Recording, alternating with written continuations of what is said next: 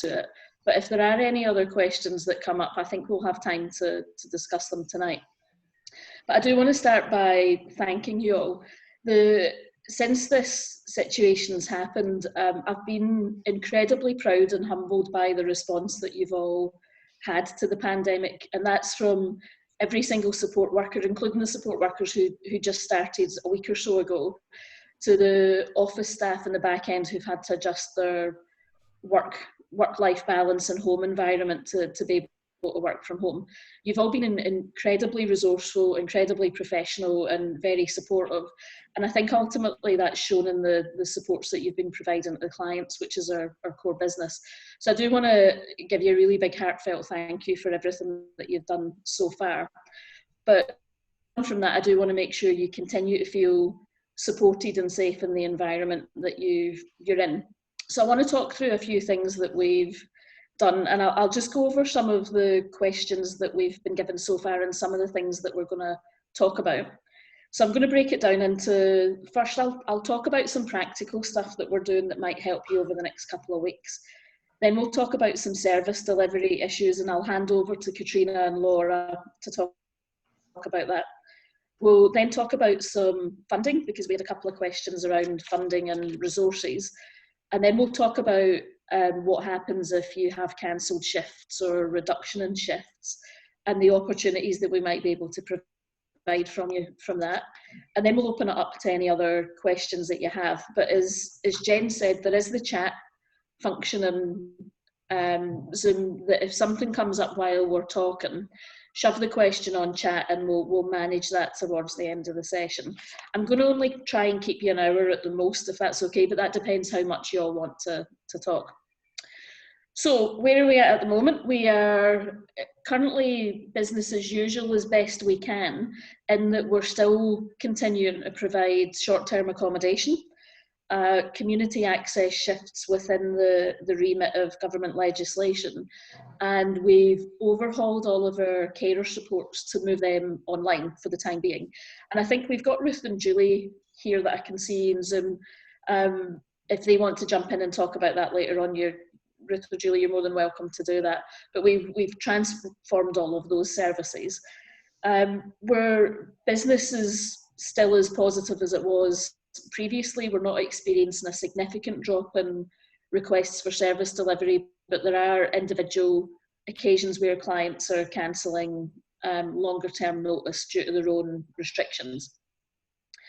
So, but that's not been a significant shift to where we were at a few months ago. So the practical things that have been asked, we got a delivery of hand sanitizer yesterday. So we've got 120 500 millilitre bottles that we're in the process of distributing to all support workers who work in the community. And we've got 5 litre bottles that we're in the process of distributing to each of the short-term accommodation houses. So who picked them up today? Geraldine and Coolabah picked up the hand sanitizer for those services, and that includes Cooey. Ipswich is picking them up tomorrow, and they'll coordinate with Toowoomba to meet halfway to get them to you. And Adina is going to send somebody out next week to pick them up. And I was going to deliver them myself, but we figured it'd be better to give hours to support workers who maybe have lost a few shifts to pay them to do that instead. So for the people that have put their hands up to do that, thank you very much. And to the coordinators who arranged that delivery and collection, thank you. With regards to the PPE equipment, or the PPE, we've ordered 200 units from Queensland Health. But I'll be completely frank, we ordered them about 6 weeks ago. So right at the start of the pandemic response. So way at the start of it, we ordered those. And there's still no guarantee those will arrive. So the PPE we ordered was aprons, gloves and face masks. But we still don't have any idea whether or not those will come. We don't feel that they're essential for support workers to use. At the moment, the research suggests that wearing masks is only really advisable for people who have COVID-19 and are looking to reduce the risk of spreading it. And that the implementation of the safety management stuff that we've put in place means that most of our support workers should be a very, very minimal risk of it being exposed anyway. So if you do want to wear your own PPE, you're more than welcome. We will absolutely support you with that, but it's not essential at the moment, and unfortunately we just don't have any provisions to provide it. But if you do feel you want to use your own, you can claim that back for us. So if you purchase your own, if you can get some, we're happy to refund the cost of that, and you can just do that through your normal reimbursement procedure that you would do for anything else you would spend. We had a question about whether or not we could give letters to all of the support workers from Arafmi saying that you are essential workers, so that if the police pull you over, that you've got some evidence that you are providing essential services. So for whoever suggested that, thank you, that's a really good idea. Rosa and myself, so Rosa from HR and myself will work on those letters tomorrow, and we'll aim to get them emailed out to you at very latest Tuesday next week. So we'll do that in a staggered approach, because we have about 145 employees, so it'll take us a while to personalise those so that you can get evidence on them, but we'll get that to you by close of business Tuesday.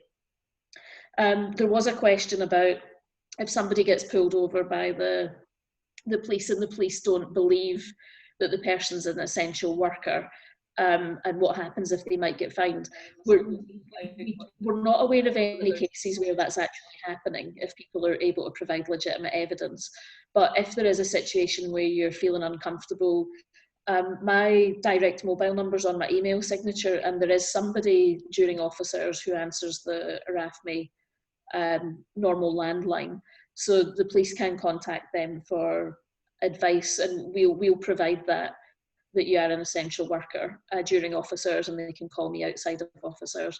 So again, I think that's a really unlikely thing to happen, but if it does, we can use those means of communicating with Arafmi.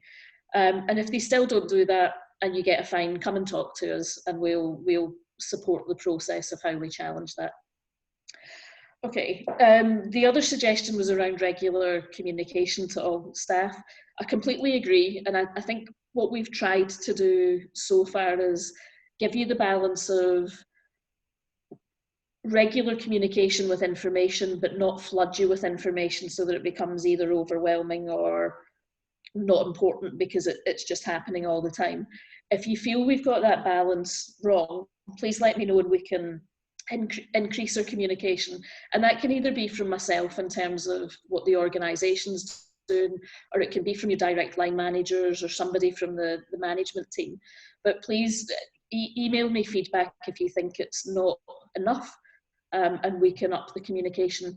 I will acknowledge that last week there was probably a gap of communication for 4 days or so, and I'll be completely honest, I was just smashed with other work. So the spending time to give people updates, it just kind of, I got lost in the swamp of work.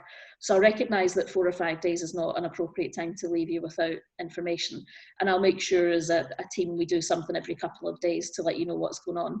But if you feel you need more or less, please give us feedback and we'll talk to the senior management team and we'll work that out.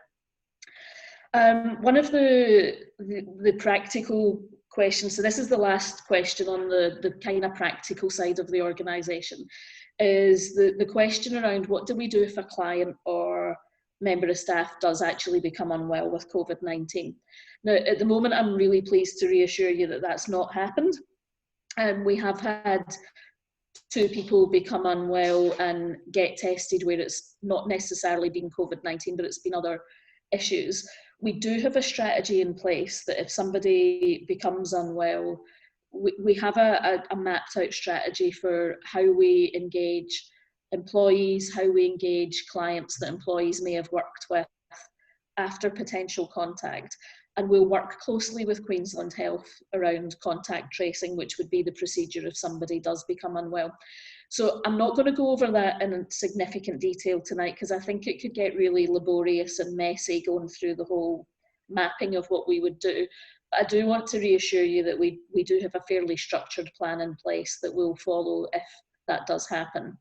If you feel you need more information about that with particular clients, again, please go back to the line manager that was outlined on the email that we sent last week around supports. So for Ipswich and Toowoomba and Mount Gravatt, that would be Katrina. For Coolabah, Cooey and Adina, that would be Laura. For support coordination, HR and finance, thanks for the wave, Laura. So for HR, finance, support coordination, that would be Melody. And for the carer support team and the ILC team, it would be myself. So if you're unsure about anything in that space, give your line manager direct contact and we'll talk you through it. So that's it in terms of the practical side of things. What I'll do now is I'm going to hand you over to Laura and Katrina to talk about service delivery. So they're going to talk about the amendment to support plans, some of the restrictions that the government have placed, some of the do's and don'ts, and our right to refuse service.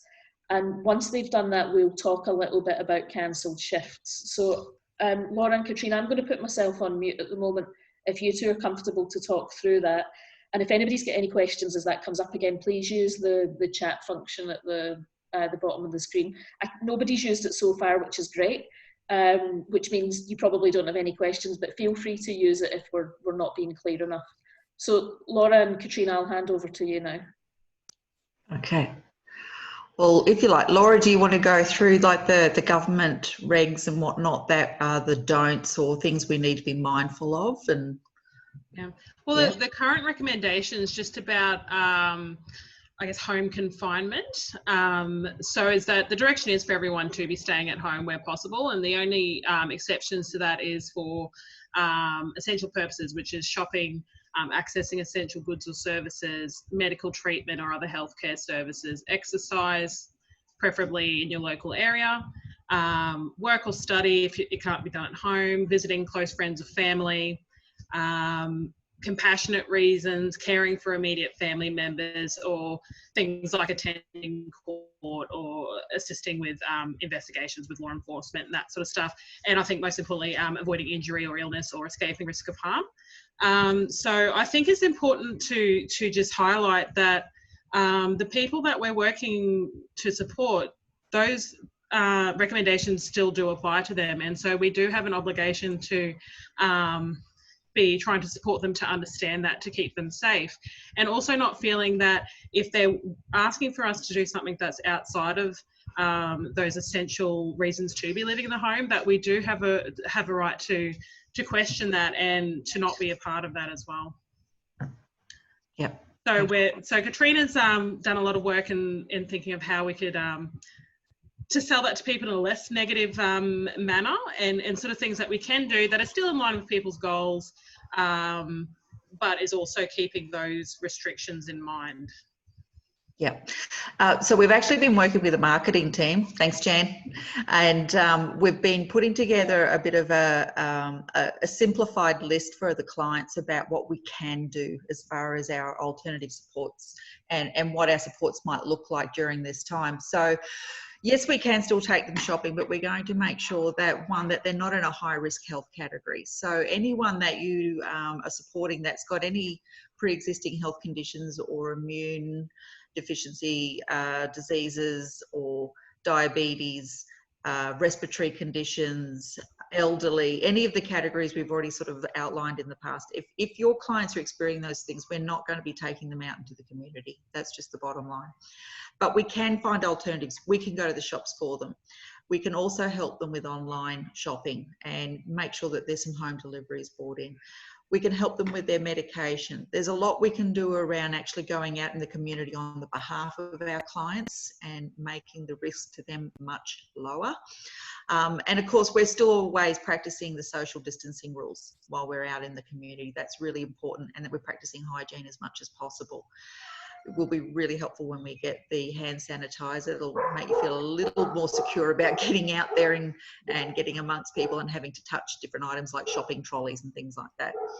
But we're also looking at different ways that we can change the services we're doing within people's homes. So even though we're always working towards people's goals, there are actually tasks we can help them with as far as just getting people back into a bit of a routine at home. Being isolated for a length of time, I think a lot of people have kind of starting to lose their way a little bit and feeling a little bit lost and a little bit lonely. So even if it means we're just going around there and spending time with them, but we're also able to do things around their daily routine, like meal planning, getting their grocery lists organised, making sure they've got enough food in the cupboard, doing some meal planning around what are they having for dinner that night and actually helping them cook it. Even helping them get a load of washing on, just tasks around the house. This is all services that are completely suitable for us to be supporting them with, particularly during this time. But we've also got a heap of skilled staff that can actually teach people new hobbies in their homes. So there's nothing wrong with you having conversations with your clients around, is there something you've ever wanted to learn, or do you have an interest you'd like to take up? And we can actually connect them with someone that can actually make that happen. So that means they've got something a little bit more recreational happening in the home. Now, we can also still get them out into the community. There are a few things that we can still support them to do that they may not have considered. So we're looking at things like doctor's appointments. So a few people are already attending doctor's appointments with their clients, but I think it's really important to know that you don't actually have to be in the waiting rooms. You can take them to their appointments and wait outside the hospital, clinic, or whatever it is you're taking them to. And that's the same with getting haircuts. Yes, you can take your clients to get their hair cut, but no, you're not waiting in the salon. It's the same with if they want to go and get some takeaway. It's okay to take them to the takeaway, but you're not going to be loitering outside and eating it there at the restaurant or cafe or wherever it is that you've taken them to. Drive-throughs are a much better option, but you'll be taking them through the drive-through and taking them home. You won't be hanging around in a park afterwards. So all of this we've listed out in a really comprehensive list that's really easy to read and something that you can hand your clients. So we're hoping tomorrow we'll have that all prettied up by Jen and Leanne from the marketing team, and it will be something we can pass around really easily with our clients. But the main focus, and Jen's going to get into this a lot more, is around how we're going to change our services to more of an online service and a bit of a remote service, which will assist people that are really just too frightened to have too much contact and are really sticking to their social isolation.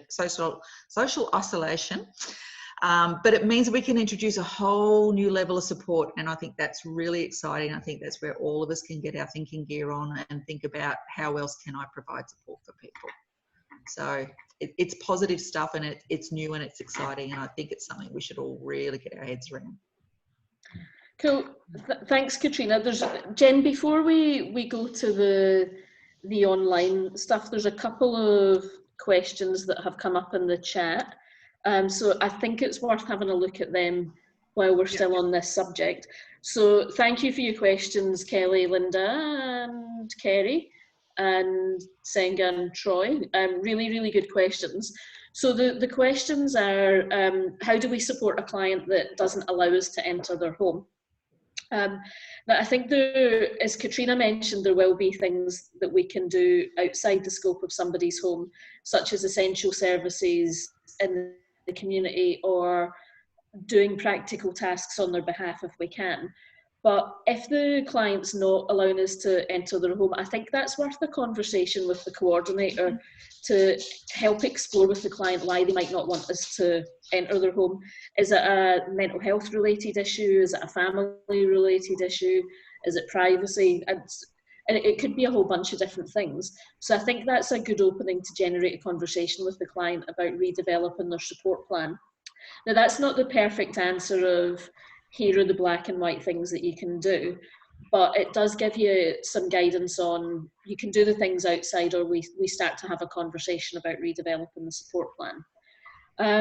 If Kelly Taylor's asked what if the clients are wanting to still go out, and I go back to what Katrina had mentioned about, things like reasonable exercise in the local community, essential shopping, healthcare, those kind of things are still okay for Joe Public to do, so they should be absolutely okay for the clients to do. But if you feel in those particular situations that the clients that are doing that are presenting risk to yourself because the area's too busy, you do have the right to refuse to provide service. However, before you do that, I'd want you to have a conversation with the coordinator about how you engage the client in that conversation. So what we would encourage you to do is, if you're not sure, so say you're working with Joe Blogs tomorrow at 9 o'clock and something presents at 9:15, you phone your coordinator to ask for advice. You're not alone in the decision-making process, and we don't want you to have to deal with that on your own. We're very, very happy to take guidance and advice. If you can't get the coordinator because they're on another line, try the manager. If you can't get the manager because they're in a meeting, phone me directly. We'll get you a response before you need to do something that puts you at risk. So that's just to clarify if people want to still go out. Now we've got 2 other questions for this. So the one about shopping.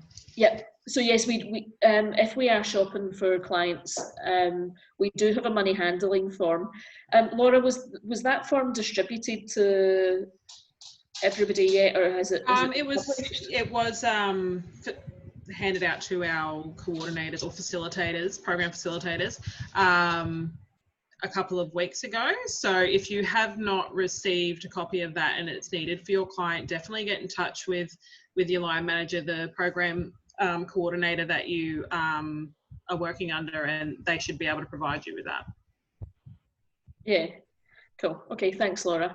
The follow-up questions from that is, unsure what to do if a client doesn't want to let us use their card to get items on their behalf and no card. I think, again, that's one that we don't have a blanket black and white answer for. That's one to talk to the coordinator about and problem solve it, because again, it could be that the person can do online shopping, but it might be that they need support to do online shopping. It could be that the person does have cash but doesn't want to give it to you, or vice versa. So instead of us having a blanket rule for that situation, I think it's worth a conversation with the coordinator and with the client to try and problem solve that. And I think that Troy's also asked about shopping with card only, because there's a couple of clients that have cash. The majority of shops are recommending cards and contactless card shopping, but most of the main shops are still accepting cash. Certainly from personal experience, at least one bottle shop in Brisbane still accepting cash. I heard from somebody else. But I have been in Coles and Woolies where they are accepting cash as well. So I think that's just about talking to the client about what they can and can't do. And if you don't feel comfortable handling cash, which we completely support if you don't feel comfortable doing that, again, talk to your coordinator about whether or not you're able to provide that particular service, how we negotiate with the client, how to work through that. So it's very, very, very individualised. Something that is worth mentioning just quickly on the shopping subject is that news that did come out from the NDIS is that all NDIS participants, so that would be all of the clients that we support, are eligible for priority delivery from Coles, Woolworths, and I believe IGA and a few other supermarkets. So they can get in touch. They would have received an email, perhaps even a letter that has an access code that they can use. But if they're unable to, haven't been provided with that, you could support them to contact the NDIS and see if they can get that code, and that might be an option for them, especially those that maybe aren't wanting to leave the home for health reasons. Cool, good point, Laura. There's a whole bunch of questions coming through, so I'm going to try and cover a couple of them with just yes or no's or talk to the coordinator. But if there continues to be quite a lot, we'll gather all those questions and we'll answer them and send them all out to you in detail. But let me try and answer a few more. Okay, so if somebody who doesn't leave the house much wants to eat takeaway food in a park, would that be okay for social distancing? Now that's against government recommendations. So the recommendations or the guidelines are that you purchase the food and then take it home. And there definitely are instances in all states, and including Queensland, where people have been fined or moved on for sitting down having a picnic in a park. So we would recommend that you don't do that, and that if the client does need fresh air, which we completely understand why, try and do that in an exercise related way. So going for a walk is perfectly okay. It doesn't mean they need to do a sprint or burpees. They can just go for a gentle walk, and that's completely fine. But sitting down on a bench and eating something where it's not a reasonable rest does run the risk of them being moved on or fined. Now, Queensland's not been too harsh on it. You'll have seen all the news about the fines in New South Wales. We're not at that stage. but I don't think it's worth the risk of people getting fined for that. So I'll move on from that. Ina's got a good news story to share. So Ina showed a client how to tie-dye, and the client's now doing lots of tie-dyeing and for a stall at a market when everything goes back to normal, whatever normal means. So that's fantastic, Ina. Thank you for that. And I think that's a really good example of holding hope. So it's not just something for now that we're doing that will help people stay engaged. It's actually creating a hope for the future and that things will become more normalised again. So well done, Ina. I would really encourage you all to share as many good news stories as we can to clients and to each other, because I can see that this could be quite a depressing time for staff going, what do we do? Like, our core function was going out and now we can't do that. So I can see that it would be very reasonable for you to be stuck in that space. Which goes on to our next question about clients not seeing the point of their services if they can't go out in the community. What I would say is that we're a mental health service, and that yes, being involved in community activities is fundamental to mental health, but mental health isn't just about access to the outdoors. It's about human connection. It's about creating communities outside the scope of it being in the great outdoors. It's about developing relationships, developing self-esteem, all those things that are fundamental to what make us happy and healthy and well. And our clients are no different to us. So I think if clients are expressing negativity or they're struggling to wonder what the point is, I think you can all use your really good skills at talking about mental health recovery and hope of a good life for people to manage, to help see that supports are more than just connecting outside of the house. But if you are struggling with that, again, I'd go back to talk to your coordinator or talk to each other about the things that work well for people when they're sitting in that space. So I hope I've kind of answered that one, but that could be a whole community of practice session, or it could be a whole training session on how we do that. So that's one that maybe we need to look at in a bit more detail. But we'll get some information out to you about that next week. Let me just see if, I'm just going to summarise a couple more of the questions before we move on. There's probably some we won't get to tonight because I can now see that there's quite a few coming through, but I'll try and cover some of them. Local community is the suburb that the person stays in, according to the government recommendations, but people can leave their suburb for essential services, so things like shopping, exercise, medical attention, all of those kind of things. So I think going to the beach at a 15-20 minute drive away, I do not support under any circumstances in terms of service provision, no matter how tempting it is to do. If the beach is a 10-minute walk, I think that's reasonable, but a 15 to 20 minute drive, I think, is outside the scope of government recommendations. And I have had conversations with a few people about that. One of the reasons for this particular government recommendation is to try and get as many people off of the roads as possible. So the less people that are on the roads, the less likelihood there is of crashes and fatal incidents or serious incidents that take the beds away from the COVID-19 response. So the government are trying to reduce any kind of risk of external accidents to try and keep things lighter on Queensland Health. So that's one of the rationales behind it. But it's also about contact tracing, that if you go outside your community, you're less likely to know people, you're less likely to be able to contact trace if you come into contact with the virus. So that's the reason for that. McGregor's asked about online activities. McGregor, we'll cover some of that when Jen talks, if that's okay. And then I think my advice would be, if some clients are struggling to use internet, talk to Katrina about ways of trying to engage and support. And if the rest of you are feeling that, I think talk to your coordinator about ways to try and engage. Ina, you've got some good feedback from Ruth. Thank you for that.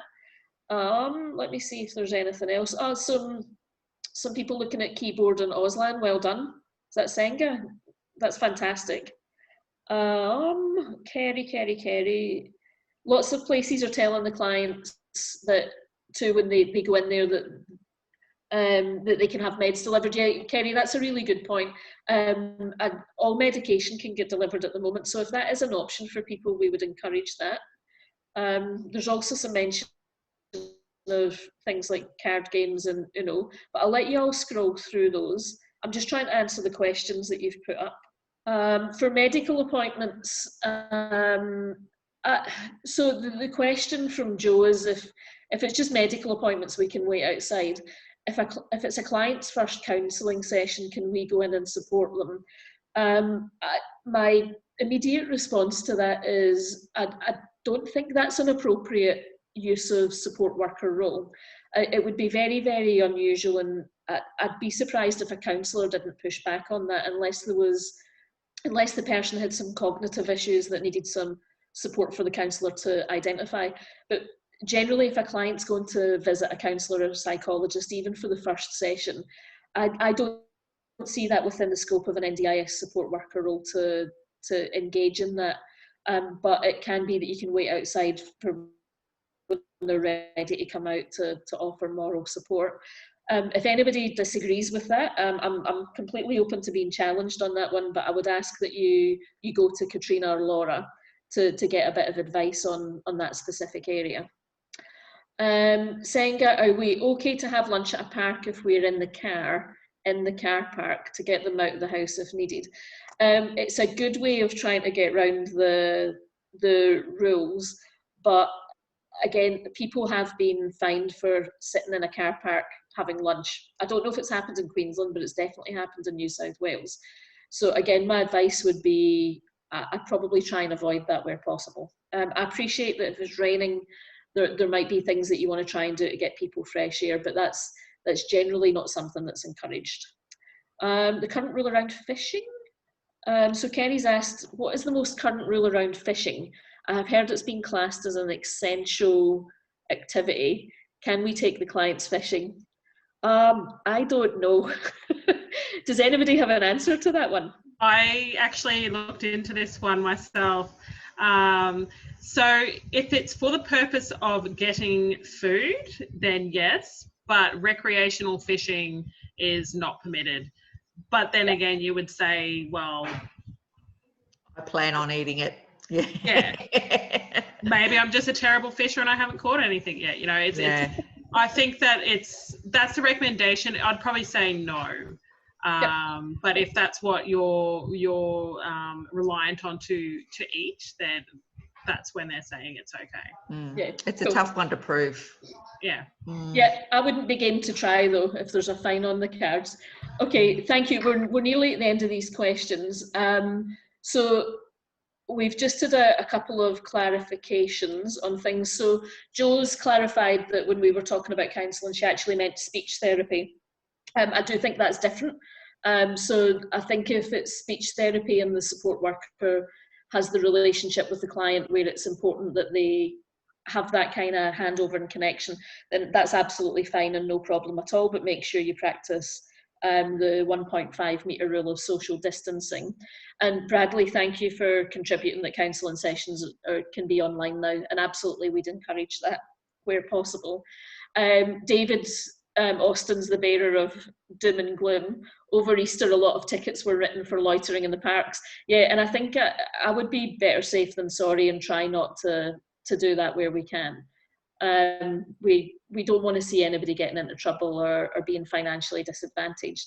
And we will absolutely support you to refuse services that run the risk of you breaking the government legislation or running the risk of breaking the rules. So we do not endorse you engaging in risky activity at all, and we will absolutely support you if you feel uncomfortable with those particular areas. Okay, so I'll just cut to Bianca. There's new funding available through NDIS where participants can access iPads and laptops through their consumables. So I'm wondering, Bianca, if the support coordination team could do up a very, very brief half of a paragraph to let people know what that means and what that looks like, so that we can help clients when we're going out to the to their shifts to let them know that we can access that. Is that something that, Melody, maybe you can speak on behalf of the support coordination team for that. Is that something we can ask the support coordination team to just give us a little bit of an overview on? Yeah, that's fine. We can certainly do that. It's a great opportunity, and yeah, Bianca's certainly taking advantage of that with some of the clients. So definitely. Awesome. Cool, thank you for that. And thanks for being willing to engage in that. So I won't engage in any more conversation around that one. I can see there's a bit of a chat going on with that, but we'll take that one offline, and we'll make sure that we provide the correct information for you. And the last one, this is the last question we're going to do on service delivery, is from Tina. What do we do if a client cancels halfway through a shift? Katrina and Laura, do you want to answer that one? Yeah, sure. So the first thing you probably need to do is contact your facilitator or your local line manager to let them know that the client's asked you to finish your shift early. So in that instance, I mean, you've arrived to work, you've been at their premises. If you've been asked to leave early, you still be paid for the entirety of your shift. In some instances, though, there is some work available that you could help out at your local program. There are also possibilities that if you have a chat with your facilitator, you might be able to help out doing a few welfare checks and whatnot on our clients that have got cancelled services at the moment. So it's really important we stay in touch. It also allows us to connect with the clients to see if they understand that there are different levels of support that we can offer them. So sometimes they think, well, if I can't go out in the community, then there's no point in me having supports. So this gives us an opportunity to connect with them and just say, hey, do you know there's other supports we can help you with while we're in this COVID-19 period? So, yeah. Cool. Thank you. Yeah, I'd just reiterate that as well. Obviously, you'll be paid for the shift. We're looking at a whole bunch of options at the moment for the 10-day cancellations and how we can engage more training and development. I'm not going to give you any information on that tonight because it's still in its early stages, but I'm hopeful over the next couple of weeks I'll be able to share with you some really exciting developments about things that we can help engage you with, either when shifts are cancelled or if your shift patterns dropped a little bit, that we can help maintain that level of employment through training and development. But hold on that space.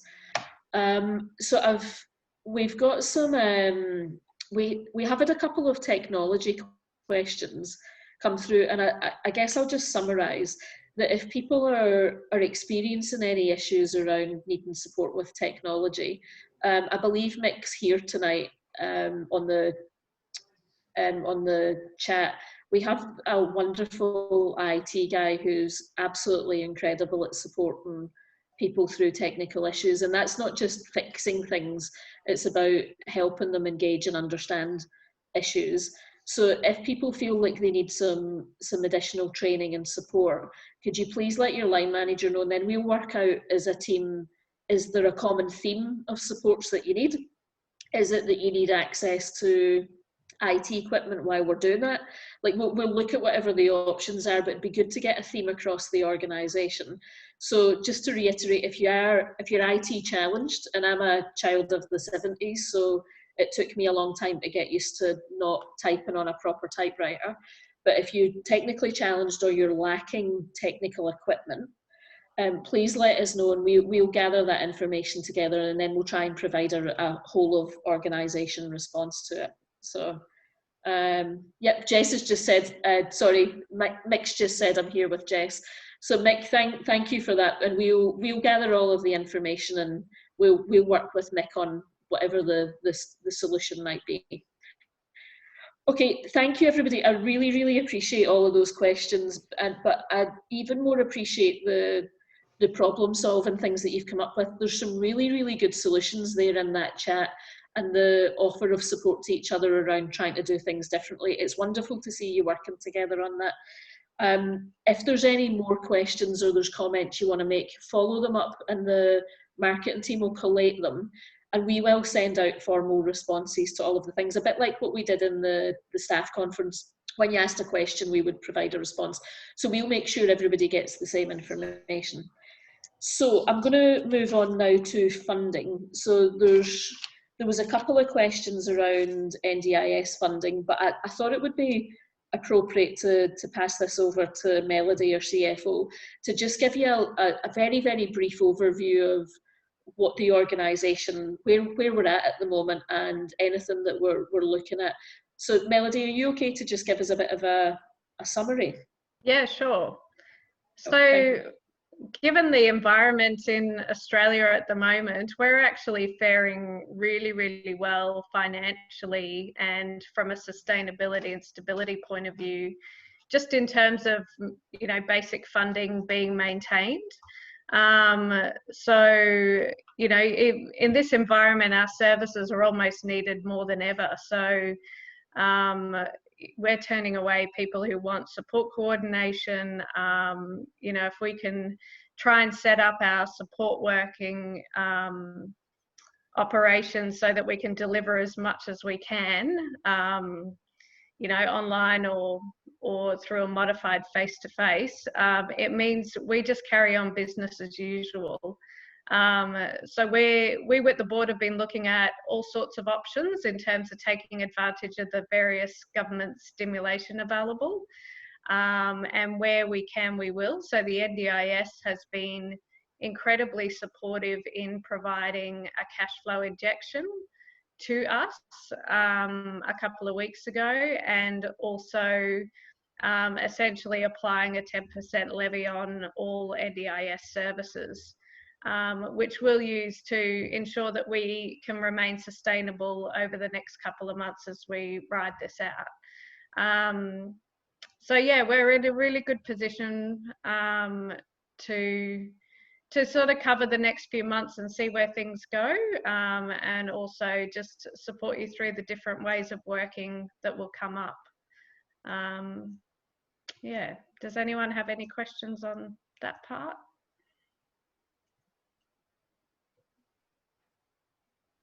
can I have a wage rise? No. Okay, thank you. So thanks for that, Melody. We had, and Melody mentioned the 10% increase in from the NDIS, and we did have a question about what was our thought process around that. But as Melody said, we've implemented the 10% increase not to try and reduce client hours in any way or impact them, but it will help us with continuation of services if things do drop slightly. So it would be very remiss of us to not implement that 10% price increase. Now, we did have a question around loss of shifts, and then I'll hand over to Jen around some of the opportunities that we might have. So the loss of shifts is a really challenging one to answer in a blanket statement. So what we're doing at the moment is we're monitoring each pay period, and we're working with the coordinators around the client cancellations and support workers losing shifts. So if the client cancels within the now 10-day period of the cancellation, we will still claim for that 10-day cancellation if we can. Obviously, there's occasions where we might not, but generally we'll claim for that. And if you were rostered onto those shifts, you will still be paid. You'll still be rostered and paid for those shifts.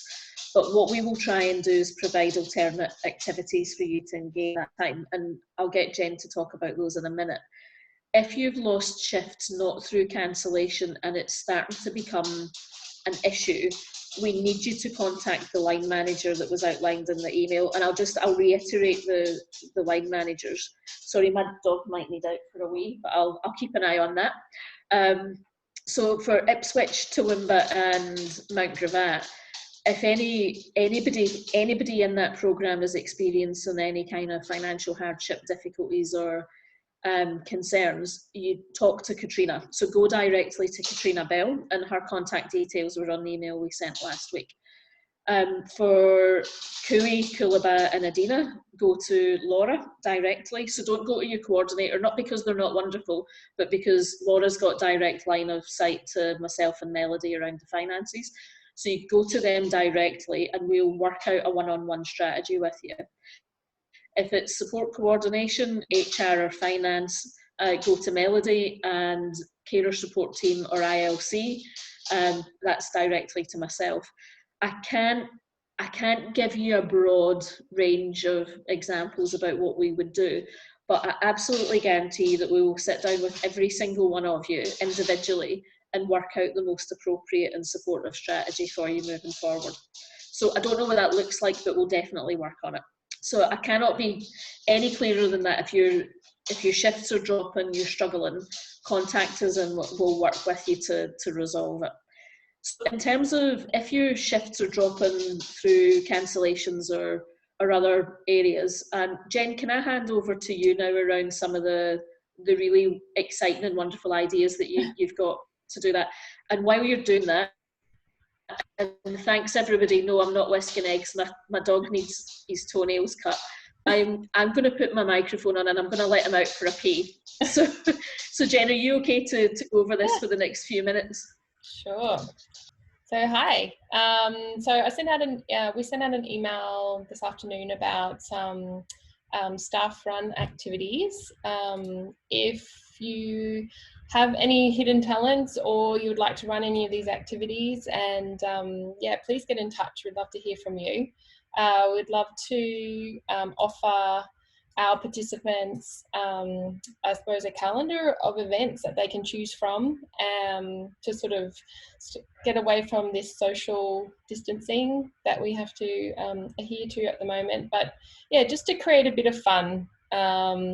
So some of the ideas were, art and crafts, music lessons, if any of you are budding musicians, group bingo, trivia, book club, online exercise classes. We already had someone get in contact about that today. So yeah, we'd love to hear from you and we'd love to start working with you. So it would probably be a similar format to this Zoom session.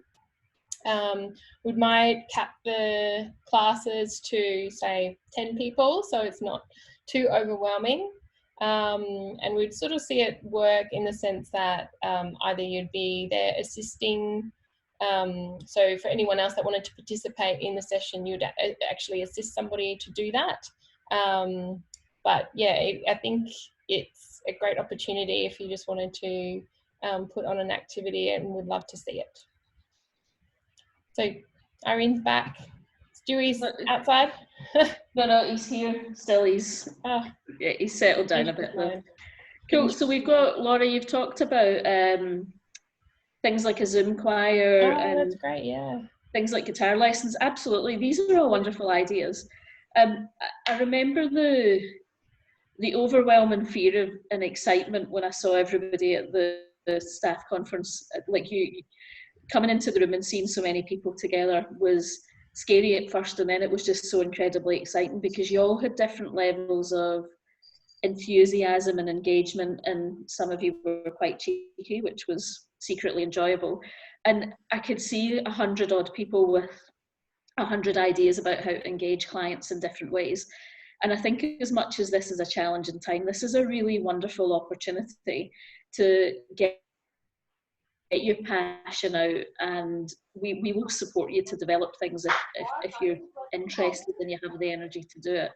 So I think the energy that's come from Jen and the marketing team, Claude and Leanne, and the energy that's coming from you in terms of the ideas that you've got is just fantastic.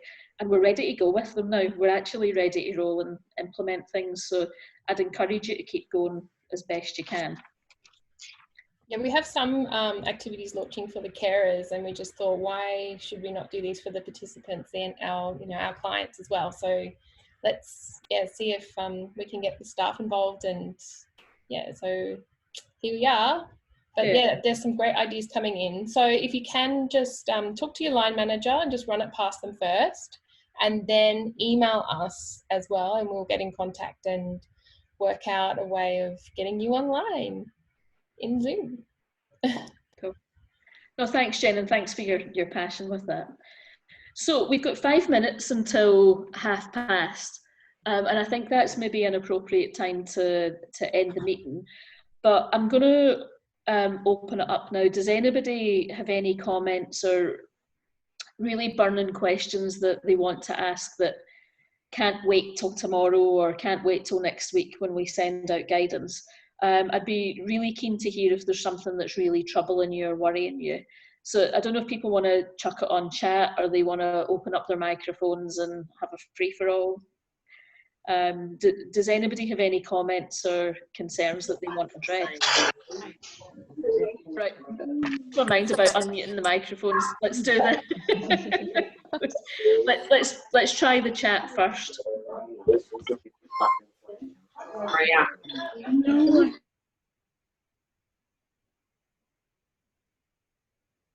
Really silly thing for me to even suggest. So hang on. G'day. Alt A. So yeah, that was a silly idea from me. Hang on, can anybody hear me? Oh, you can hear me, okay. Yeah. So sorry about that. Does anybody want to put in some questions in the chat and we'll respond? And just at the end, we'll put everybody's videos back on. But I want to check we've covered enough tonight.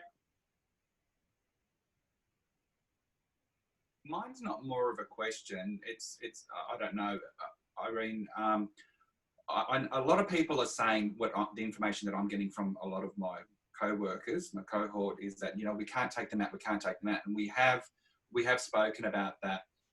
You've got to remember, people have amazing interests, and there are interests that you can do. Like, I mean, there's one client that I have, and she really enjoys going out, okay? And I'm a very physical person, and so is she. But, you know, just recently I said, look, is there anything else that, you know, we can sit down and do? And, you know, I found out that she loves art. She loves doing jigsaws. She loves jewellery making. She loves other things. I went, great. And we've got a walk track, which is White Rock, which is about 10 minutes away from her. What we do, I have her for an 8-hour day. We go for a 3-hour walk. We go 1.5 hours one way, 1.5 hours the other way. Yeah, she's a walker and she's good. And then we come home, we have lunch, and then we will either do a jigsaw, we'll either do jewellery making, we'll go out the back and just draw something. You know what I mean? There will be an interest there that does not involve getting in a car and going out, you know. But in saying that, Irene, there are some clients, and I've got one of them, that it's for them to get out of the house. Yeah. You know what I mean? Completely agree. Some clients like that, that's why they've got our support. They're in the house all the time, and what they want our support for is to get out of the house. Yeah, no, I completely agree, David. Thank you for that. And thank you for you. Like, I think an 8-hour shift with anybody, regardless of their situation, is incredibly fatiguing. No matter whether it's somebody who'll engage with you all the time or people who use other forms of communication, 8 hours is a long time to spend with anybody. Including probably 8 hours isn't a long time to spend with you or me or any of the staff. I think that's a challenging thing to do. So well done in being able to break that up and maintain that kind of level of connection and energy. I completely agree with the going out as well. It is really important. What I want to stress is we're not telling staff not to support people to go out and get fresh air. We're just asking you to follow government recommended guidelines at the moment. And I think it might sound like propaganda, and I'm really sorry if it does, but the more of us who do this on a sustained basis, it will stop the length of time that social isolation has to happen. So if we all behave ourselves and manage it for as long as we can, it's likely to be a much shorter time, so likely to be a less challenging time. So it is a bit of just, I think we all need to dig deep at the moment and try our level best, and then hopefully we'll come out of it the other side in a much more healthy space. But yeah, thank you for your comments, David. I think those are some really wonderful examples. I think if we, as support workers, if you are struggling for that, or managers, or whoever you are, think about the things that you're doing in your own personal life at the moment, because you're all challenged by social distancing and levels of isolation yourself. And that can't be a positive experience for you all. I'm fairly sure some of you are challenged with your own mental health support needs, or you're struggling not seeing your colleagues. Absolutely, this has taken an impact on you too. So in terms of supporting clients, have a think about the things that might work for you, the conversations that might work. But also, I suppose, things that we haven't probably stressed enough, and I do apologise for this, is please seek support if you need it. We do have EAP, and we'll resend out the EAP contact details tomorrow. But if EAP doesn't work for you, come and talk to us and we'll work through another option for you. But you don't have to do it alone. We can talk to each other about it. We can try and find ways of engaging and connecting to make sure your mental health is as positively sustained as it can be in this environment. So I'm just going to check, is there any other chat? So Bianca's mentioned some stuff around support coordination. Thank you for this. I really appreciate you taking the lead. We'll send all of that. We'll send any contractual stuff or any tips or guidance out over the next week or so when we follow up on the Q&As. Is there any closing comments that people want to make, or anything burning that we haven't touched on before I love you and leave you and sign off for the night? Can I just ask a question, Irene? Sorry, because I feel like a lot of clients are telling me they're losing supports and other organisations are jumping in to put in those extra supports for them. So I'm wondering what's going on there. Why aren't we supporting them in their home and things like that? Because other organisations seem to be jumping straight in on this. Yeah, okay.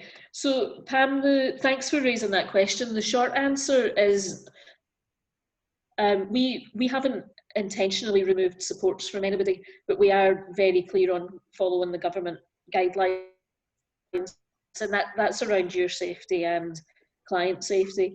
But I'm not aware of anybody so far that we've actively said no to in terms of services. If people feel that they need additional supports from Arafmi, absolutely we'll take them on. But what we will not do under any circumstances is use this as an opportunistic view to either steal clients or try and manipulate the service delivery market. We will be absolutely ethical and upfront about everything that we do.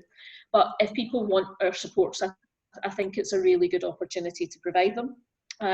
But again, just go back to, I'm not aware of any single client that we've said, no, we're not going to provide services to. And I think we're sensible enough to try and problem solve any issues that come up. But yeah, so I hope that answers your question. We will provide services to clients who are asking for it. We will not turn people away on the basis of the legislation, but we will abide by the legislation. But we're not going to see this as an opportunistic view of trying to undermine other support services, because I think that's the ethical thing to do. Oh, no, I understand that, but I was just even thinking with clients that we used to pick up to take to psych appointments and that, and then have a cashier with them so they could talk about their feelings and how they felt, but they had someone with them, whereas now some of them are doing it by Zoom, so they've got no one there to support them after. Yeah, okay. But we could roster on shifts after that Zoom meeting, because we are still providing face-to-face. So if somebody does have a booked psych appointment over Zoom, there'd be no reason why we couldn't roster a shift on after that so that they do have somebody to debrief with. Yep. Okay. No, that sounds good. Yeah. Oh, okay. I'm just going to very quickly check. There's a couple of comments come through. It might be that we don't answer them right now, but I'm just going to check if there's anything that we need to. So Ina's asked 10% NDIS increase. Will clients receive this as well? Short answer is no, but the NDIS have suggested that the majority of clients, where it is about short-term accommodation or core supports, have flexibility in their support plans to allow for that 10% increase. And bear in mind, we can ask for reviews at any time. So if you have a worry about a particular client running out of funding, we are not going to bleed them dry, or we're not going to exhaust their package and then just walk away and go, it's too bad. We will absolutely work with people to make sure they get the best outcome. There have been a few people that have cancelled short-term accommodation at short notice, and that was a 10-day period, and it would have cost them around about $7,000. We did not ask for that back, so we felt the right and ethical thing to do would be to not claim that money. So there are times where we'll look at it on a case-by-case basis. Okay, so this is this is one I'll just, if this is okay. So we've had Troy's mentioned a couple of times that clients lied about their health so that support goes on, and then halfway through they become unwell. I think it's a really difficult one, but I think you can all use your skill and experience at the start of the shift to get an idea about whether the client is actually travelling well. And we've given you the forms now to use that are a bit of a checklist around: has the client been in contact with anybody over the past 14 days? Have they travelled overseas, etc., etc. I think when you're talking to the client about that, just use your engagement with them to get a check on how they are, and remind them that if they are unwell, it doesn't mean we're going to isolate them to the point where they're a social pariah, or we'll find ways of making sure they still get some supports, but we must do it in a safe and professional manner. So if you feel that clients are lying about it, or that they're wanting to hide things because they're worried about their supports, that's a beautiful time to have a connection and engagement with them to try and work through those issues. I won't go into any more detail about that just now, but if there are particular clients that anybody's worried about in terms of safety, again, go back directly to your line manager, or to Laura, or Katrina, or Melody, or myself, around I don't feel safe and I need some support on how we manage that. So I'm going to end that on, Kerry, you've come through with another question, but I'm going to end on those ones at the moment, unless there's something else pressing. And just if you can all put your videos on again, if that's a possibility, just because I'd like to see your lovely faces. Oh, maybe not. No, I'm only joking. How could you say that? I just, David Austin, I am incredibly disappointed that you're not dressed up, but we'll work through that another day. But just in terms of overall supports, I just want to reassure you that I know it's challenging that some of us are working from home and some of us are still working in the community, but I stand by that the support worker role is absolutely essential and crucial to the health and well-being of some of our vulnerable clients. You're absolutely doing an incredible, fantastic job in really, really challenging times. And I have absolute awe for all of you that are getting up each day and turning up, not just physically, but emotionally to work with clients. I know it's tough. I can't translate that into doing those shifts, because sometimes we need people in the back end to do things like payroll, budgets, finances, business development. We need all of that to be able to prop up the essential services that you do. But just because some of us are working from home, it doesn't mean you're not as important or as valued or as sacred in terms of your health and safety. So I hope that message is coming across, and if it's not, please let me know, and I'll try and talk you through our thought process around it. But I just want to really express a really sincere thanks to all of you for turning up, again, not just tonight, but every single day, and benefiting our clients substantially around their mental health and well-being.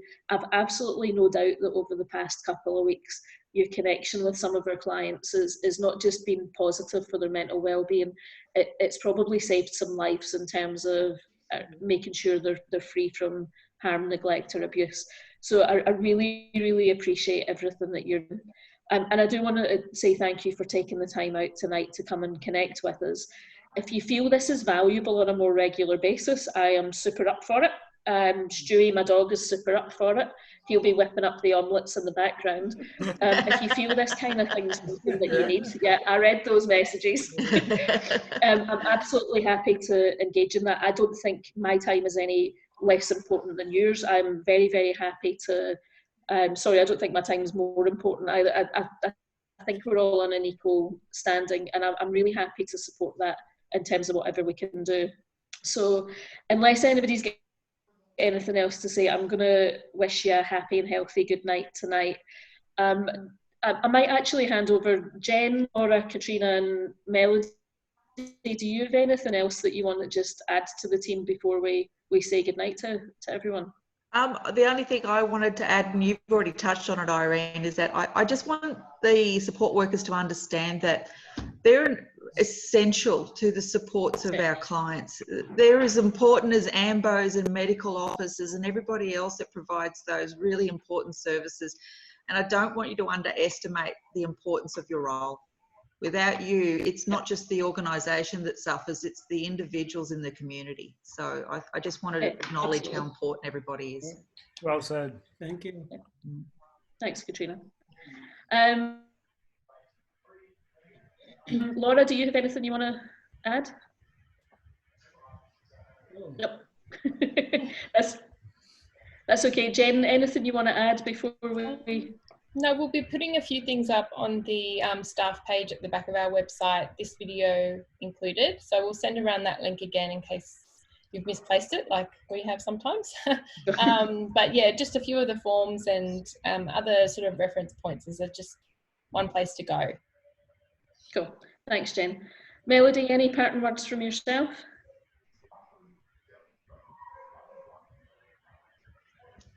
You haven't got your microphone on, Melody. Sorry, I had to mute everybody. I was overruled with the mute. Oh, look at her ball. No, well said, everyone.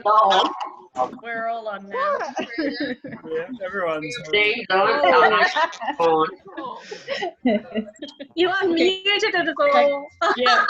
Melody, thanks, Katrina. Now the code. Bye.